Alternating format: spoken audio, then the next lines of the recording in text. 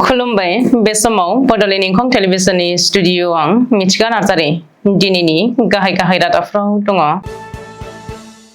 300 कौटि रांनि फ्लाइअभारआ 6 दाननि उनावनो गावस्रादों। लंकानि हटेलनिफ्राय सनानि बिस्कुटजों लोगोसे गुबुन रायजोनि 3 सुबुंखौ हमदों। तामुलपुराव गोबांथार बिबांनि आयेन बेरेखा जौ जब्द। साउथ सालमारा मानकासराव सारन्थाइ गावनानै 2 सुबुंनि जिउ खहा। जरहाटआव फरेस्ट अफिसारनि न'निफ्राय नोगोद 14 लाख रां जब्द खालामदों। अखा हानायनि जाहोनाव मेघालयनि NH6 आव गारिफ्रा नांथादों। 4 दाननि फिसाजोखौ बुथारनायनि दायाव बिफाखौ ग्रेप्टार। सालबारिनि आमराथारियाव गिख्रंथाव लामा जाब्रबथाय, सासे गोब्राबै जखम। चिरांनि बिजनी फोरमायसालियाव मैदेरनि उदखार, PMAY न'खौ सिफायलांदों। दानिया फैदोनि आबुं रादाबाव।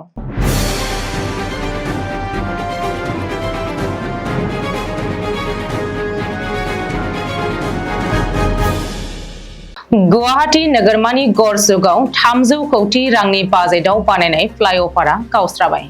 बेखेवनायनिफ्राय 6 दान जास्लाबैयावनो जरा नुजादों 300 कौटि रांनि फ्लाइअभाराव। मख'नो गोनांदि 6 दान जास्लाबैयावनो गरजुगनि फ्लाइअभारआ गेजेराव जरा नुजानायाव सांग्रां समाजाव गोख्रों फिनजाथाय जाहोदों। बेजों लोगोसे बे फ्लाइअभारखौ बानायनायाव बुल टेक मुंनि फसंथान एबा कम्पानिनि हेंथायै गोख्रों राहा लानो दाबि खालामदों सांग्रां समाजा। रिपर्ट बायदिब्ला बे फ्लाइअभाराव दासिमाव मोन 11 गिख्रंथाव लामा जाब्रबथायफोर जाबाय। मख'नो गोनांदि 300 कौटि राङाव बानायनाय बे फ्लाइअभारआ जोबोद खम समनि गेजेराव बेबायदि गावनाय जाथायनि सायाव नायबिजिरनानै गोख्रों राहा लानायखौ आसा खालामदों जायगानि सांग्रां सुबुंफ्रा। बबेखानि गरजुगनि फ्लाइअभारआ जायखिजाया समावनो गब्र'नो हागौ होननानैबो सन्देह खालामनाय जादों। लंकानि गंसे हटेलनिफ्राय सनानि बिस्कुटजों लोगोसे गुबुन रायजोनि 3 सुबुंखौ हमनो हादों। मिथिनो हानाय बायदिब्ला लंकानि पुलिसआ सनिबारखालि हराव मयूर हटेलाव सिग्रोमनानै 103 खथानिफ्राय 2 सनानि बिस्कुट आरो नोगोद 9 लाख रांखौ जब्द खालामदों आरो बे जाथायजों लोब्बा लानानै 3 सुबुंखौबो पुलिसआ हमनो हादों। बबेखानि हमजानाय 3 सुबुंखौ महाराष्ट्रनि किसान कौरा, राजेन्द्र आरो गजेन्द्र होननानै सिनायथि होदों। रिपर्ट बायदिब्ला साननै सिगाङाव सासे सुबुङा हटेलनि 103 खथायाव थाफैदोंमोन। बेनि उनाव गुबुन 2 सुबुङा लोगो हमफैदोंमोन होननानै मयूर हटेलनि सामलायगिरिया फोरमायदों। बै 3 सुबुङा कारेन्ट एकाउन्टनि जोहै बेंकनिफ्राय रांबो दिहुनदोंमोन। नाथाय अबे सैथो अबे असैथो बेयो नायबिजिरनायनि गेजेरजोंसो सोराङाव फैगोन। बबेखानि पुलिसआ जब्द खालामनो हानाय सनानि बिस्कुटफोरा गुबै सना ना गुबुन धातु बेखौ आनजाद खालामनायावसो रोखा जागोन। तामुलपुराव आबखारि बिफानि गोख्रों सिग्रोमनाय। बे सिग्रोमनायाव आयेन बेरेखा जौनि गेदेर रेकेटखौ हमनो हायो। मिथिनो हानाय बायदिब्ला आबखारि बिफान एबा एक्साइज डिपार्टमेन्टआ दिनै तामुलपुर जिल्लानि भुटान आरो अरुणाचल प्रदेश सिमना ओनसोलाव सिग्रोमनानै आयेन बेरेखायै स्मागलिं खालामनानै लाबोनाय गोबांथार बिबांनि जौ जब्द खालामदों। रिपर्ट बायदिब्ला बे अपारेशनखौ आसामनि एक्साइज कमिशनार जितु दलिया दैदेनदोंमोन आरो बे अपारेशनाव आबखारि बिफानआ 1000निबो बांसिन जौनि केसजों लोगोसे गोबांथार बिबांनि नंखाय हल'ग्राम आरो लेबेलफोर बोखांनो हादों। बे जाफुंसार अपारेशननि उनाव रायजोनि गासैबो आयेन बेरेखा जौ फालांगिखौ गोख्रोङै होबथागोन होननानै एक्साइज कमिशनार जितु दलिया खौरांगिरिजों मोगा-मोगियाव बुंथियो। बबेखानि ओनसोलाव आयेन बेरेखा जौनि हेंथायै सिग्रोमनाया सोलिगासिनो दं होननानैबो सुलुङाव फोरमायदों। रायजोआव सोलिगासिनो दङ बोथोरनि काल महर एबा गिख्रंथाव थासारि। ओनसोलारि बोथोर बिगियान बिफाना सांग्रांथि होनाय बायदियैनो रायजोआव बोथोरा गाज्रि महर लादों। बोथोरनि बे गिख्रंथाव थासारिनि गेजेरावनो सारन्थाइ गावनानै 2 सुबुंनि जिउ गोमानाय आरो गुबुन 2 सुबुङा गोब्राबै जोखोम जानाय खौराङा सोराङाव फैदों। दिनैनि सानाव साउथ सालमारा मानकासार जिल्लायाव जादों बे जाथाया। मिथिनो हानाय बायदिब्ला साउथ सालमारा मानकासार जिल्लानि कुकुरमारा बयायाव सारन्थाइ गावनानै 2 सुबुङा जिउ गोमादों आरो गुबुन 2आ गोब्राब जोखोम जादों। जिउ गोमानाय सानै सुबुंखौ हुसेन आलीनि फिसाज्ला 40 बोसोर बैसोनि सालु शेख आरो तासुरुद्दिन शेखनि फिसाज्ला 33 बोसोर बैसोनि रफिक शेख होननानै सिनायथिनो हादों। आबाद फोथाराव खामानि मावबाय थानाय समावनो हरखाबै सारअन्थाइ गावनायाव बै सानै सुबुङा जिउ गोमायो। ओरैहाय जोखोम जानाय सानै सुबुंखौ देहा फाहामसालियाव फाहामथाय होगासिनो होननानैबो मिथिनो हादों।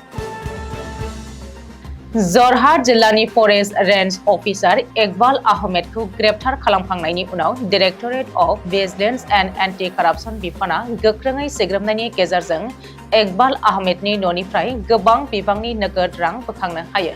सुलुङाव फोरमायथिनाय बायदिब्ला सिग्रोमनायनि जाहोनाव इकबाल आहमेदनि न'निफ्राय गासै नोगोद 14,56,500 रां बोखांनो मोननाय जादों। बेजों लोगोसेनो गावनि मावख'आवबो 30,000 रां जाख्ल'नायनि दायाव एन्टि कारापसन हानजाया ट्रेप खालामनानै ग्रेप्तार खालामनो हानायखौ फोरमायदों। बेनि अनगायैबो आसामनि गिबि मन्थ्रि डक्टर हिमन्त बिश्व शर्माया रायजोनि माखासे रां जाख्ल'ग्रा अफिसारफोरनि बेरेखायै नायबिजिरनाया सोलिगासिनो थागोन होननानै फोरमायदों। थाद'नाय गैयाजासे गोबां रोजा अखा हानानै हा गिसिखानायनि जाहोनाव गुवाहाटीनिफ्राय सिलचर फारसे थांनाय NH6 नं राजा लामाजों हान्थिग्रा गोबां गारिफोरा राहा गोथे जानो गोनां जादों। सुलुङाव फोरमायथिनाय बायदिब्ला मेघालयनि लुमसुलुम आरो राथासेरा ओनसोलाव गोबां रोजा अखा हानायनि जाहोनाव हा गिसिखानानै राजा लामाया गोथे जादों। बेराफारसेथिं बे लामाजों हान्थामेला खालामग्रा गोबां सुबुंफोरा हा गिसिखानानै राहा गोथे जानायखौ नुनो मोनदों। बेनि अनगायैबो गोबां जायगाफोराव बेफोरबायदि मिथिंगायारि खहा जानायनि जाहोनाव ड्राइभार आरो गोबां दावबायारिफ्रा गाज्रि थासारिजों जुजिनो गोनां जादों। जायगानि खुंथायारि मावफारियाफ्रा हा गिसिखानानै खहा जानायखौ जाहाथे हान्थिग्रा सुबुंफ्रा थाबैनो थांलाय फैलाय खालामनो राहा मोननो हायो बेनि थाखाय फोसाबनो राहा लानायखौ नुनो मोनदों। तिनसुकिया जिल्लायाव सासे बिफाया गावनि 4 दाननि फिसाजोखौ बुथारनाय खौराङा ओनसोल नाङैनो बयखौबो सोमोनांहोदों। सुलुङाव फोरमायथिनाय बायदिब्ला पेंगिरिनि मोनसे साहा बागानाव थानाय नखरनि सासे बिफाया गावनि असे फिसाजोखौ खाबु लानानै बुथारदोंमोन। उनाव दायनिगिरि बिफाया खारखोमानानै थादोंमोन। बेनि उनाव बिमाया फिसाजोनि गोथै सह'खौ नुनायनि उनावनो पुलिस थानायाव फिसाजोनि सह'खौ लानानै थाङो। बेनि उनाव पुलिसआ सह'खौ पस्टमर्टेम खालामनो तिनसुकिया मेडिकेल कलेजाव दैथायहरनाय जायो। खारखोमानानै थानाय दायनिगिरि बिफाखौ दासान्दि ग्रेप्तार खालामनानै सोंलु खालामनो थाखाय पुलिसनि जिम्मायाव लानानै थाङो होननानै मिथिनो मोननाय जादों। सालबारिनि आम्राथारियाव गिख्रंथाव लामा जाब्रबथाय सासे गोब्राबै जोखोम जादों। मुवा बेसाद लांनाय AS01 MC 7818 नम्बरनि बलेर' गारिजों AS28 ER 1779 रिक्साजों मोखांजों मोखां सौग्रावलायनायनि जाहोनाव गोब्राब जोखोम जादों रिक्सा ड्राइभार गोजाम फुटुकाटानि थागिबि ध्रुब दासआ। जोखोम जानाय ध्रुब दासखौ जायगानि रायजोनि हेफाजाबजों आनन्द बाजारनि पुलिसआ देहा फाहामसालियाव हाखु दाखुयै दैथायहरो होननानै मिथिनो हादों। मुवा बेसाद लाबोनाय बलेर'नि सौनायाव थेर बेथेर जायो रिक्साया। बे जाथायनि उनाव फोथारनि दैनि गेजेराव बलेर' गारिखौ गारनानै खारखोमालाङो। लुबाय थानाय कालभार्टआव जेबो नेरसोन गैयिनि थाखायनो बे जाब्रबथाया जादों होननानै ओनसोलनि सुबुंफ्रा फोरमायदों। मख'नो गोनांदि हायुङारि मानास हाग्रामा भबानिपुर थांनाय लामानि आम्राथारियाव लुबाय थानाय कालभार्टआव बे जाब्रबथाया जादों। गाहाय लामायाव गोबां कौटि रां बाहायनानै बानायनाय लामानि आम्राथारिनि बाहागोआव लुबाय थानाय कालभार्टआव जेबो नेरसोन गैयिनि थाखायनो रबिबारनि मोनानि खोमसियाव बे जाब्रबथाया जादों होननानै मिथिनो मोननाय जादों।